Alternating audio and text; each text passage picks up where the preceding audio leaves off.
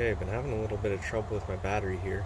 It's definitely getting weak. I could tell because when I didn't have the engine running and I used the power windows, they're extremely slow. And it was so bad that the radio was even turning off. And that's kind of like doing a load test on the battery.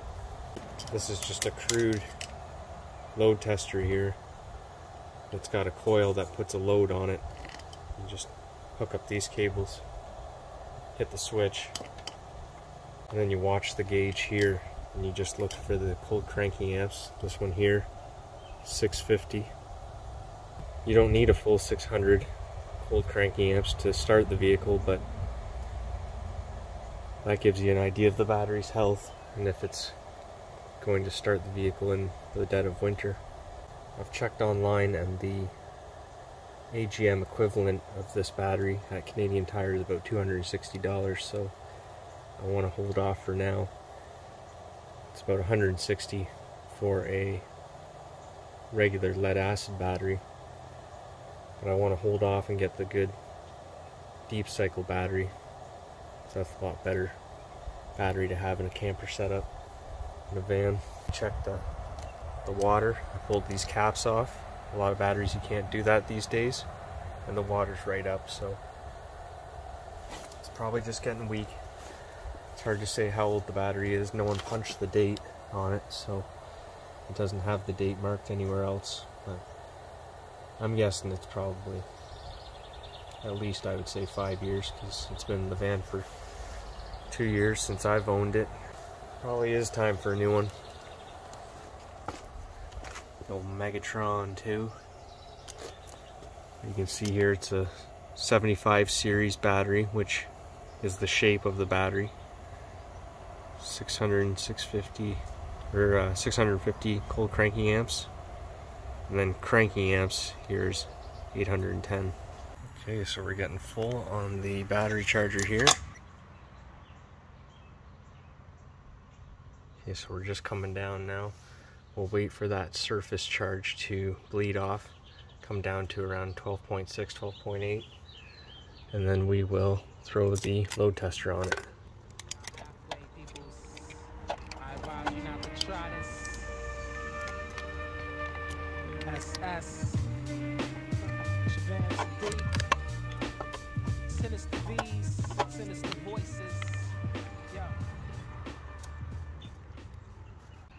Okay, so it's been taking its time stabilizing, so we'll just test it now rather than let it sit for very long. So you can see there, sitting at about 12.86 volts. On the scale there, looks to be, it's basically showing 13, but we'll hit the load test button here for a maximum of 10 seconds. You can see we're barely getting over 200 there. So this isn't the, I didn't see what our voltage dropped to there, probably around 10.5 volts. If my hand wasn't in the way, you might have been able to see. Well, we'll watch our recovery voltage here, how long it takes to get back up to open circuit voltage, which would be about 12.6. Actually, it's pretty good. And that's a good indicator of battery health too, so we might run this for the summer, even though it didn't fare too well. This load tester is pretty picky, tends to fail things pretty quickly, so yeah, that recovery voltage is pretty good for sure. So we'll put it back in the van, keep an eye on it, and definitely keep our eye on the sales. Try and get that battery replaced before winter.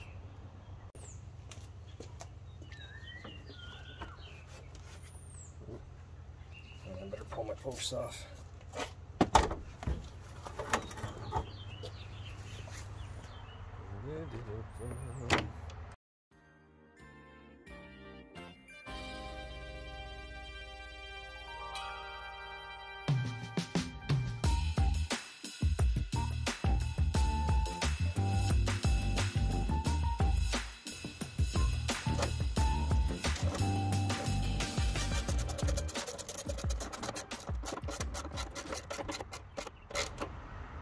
just want to tighten that wedge up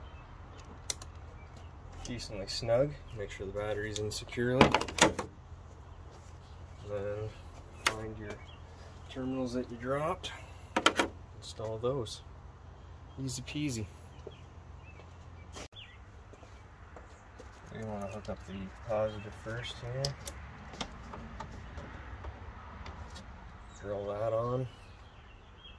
Don't cross thread it. Grab your negative here. Now this terminal's also stripped too, so you gotta be real careful tightening it up. So that's another strike against this battery. And that's not gonna work for that. So snug your terminals up. Don't tighten those up too much if they're made of brass. Just wanna, don't kill them. Make sure they're definitely snug. Tighten your positive before hooking up your negative. Less chance of arcing that way. I'm just living dangerously. Something like that. There we are. Good and snug. We'll hook the DC to DC charger back up here.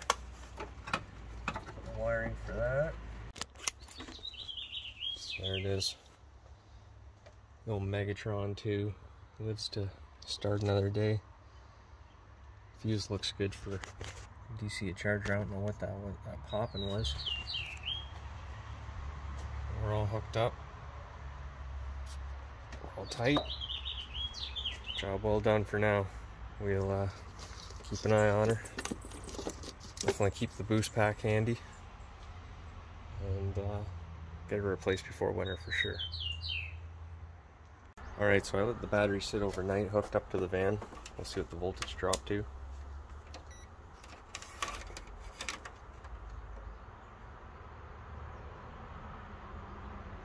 12.6 on the nose.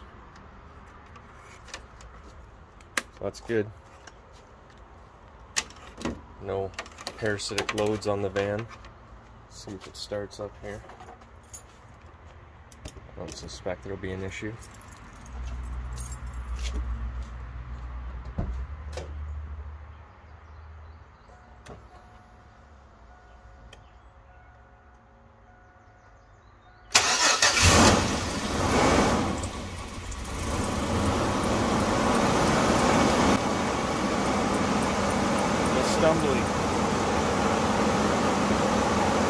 Stumbly there. I don't know, I don't like that. Alright, I'm hooked up on the fuse panel now. See what it drops to while we're cranking.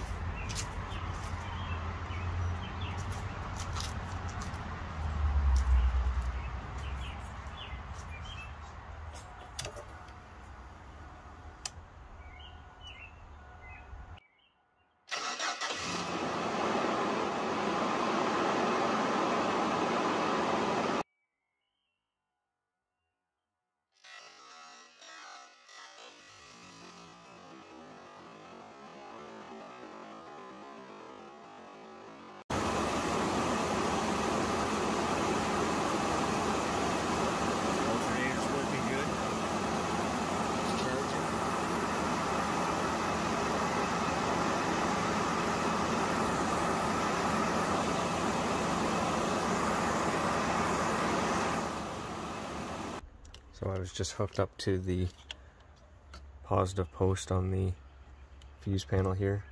I gotta pop these off and clean these connections. And then a little grounding point here, one of the studs. And you don't want that value, I didn't see what it was because I was inside starting the van, to be any lower than 9.6. Or that basically means your goose is cooked, you need a new battery. 100%. But anything around 10.5 or higher, from what I've seen, is usually good. Usually means the battery's got good life left. So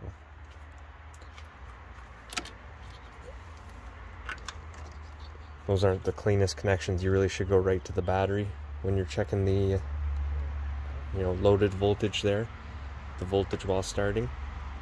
But my clamps are just too small to go over the battery terminals, so I figured I'd give that a shot. Get an idea how much voltage drop I've got happening on these dirty connections. Pretty well just a video of me putting a confirmed bad battery or weak battery back in the van, but hopefully you learned something. And if not, thanks for watching anyways, and I'll see you next time.